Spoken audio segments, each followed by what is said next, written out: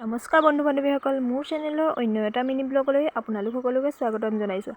আজি মানে এফালে ফুৰিবলৈ আহিছিল আমাৰ মাহীহঁতৰ ঘৰত, আৰু বাটত আহি থাকোঁতে ইয়াত চাওকচোন, এখন নদীত কিমান মানুহে মাছ মাৰি আছে। কিমান মানুহ, এইবোৰ যে কোলা কোলা দেখিছে, এইবোৰ চব মানুহ, গম পাইছেনে?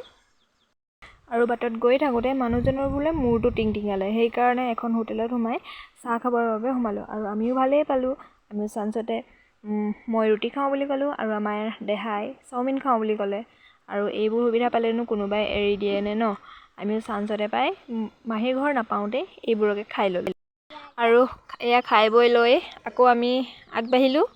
আৰু ৰাস্তাটো যে ইমান বেয়া, মোবাইলটো ভালকৈ ধৰিব পাৰে, ইমানেই হাতখন কঁপিছে আৰু আহি পাই পোনেই মই বগৰী খাবৰ কাৰণে পথাৰলৈ বুলি ভণ্টিৰ লগত আহিলোঁ।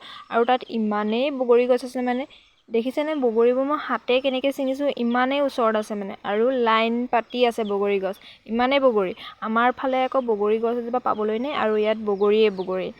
আৰু বগৰী চগৰী খালোঁ। আৰু আজি ভিডিঅ'টো যদি ভাল লাগিলে লাইক কৰিব, শ্বেয়াৰ কৰিব আৰু ছাবস্ক্ৰাইব কৰি দিব। Bye bye.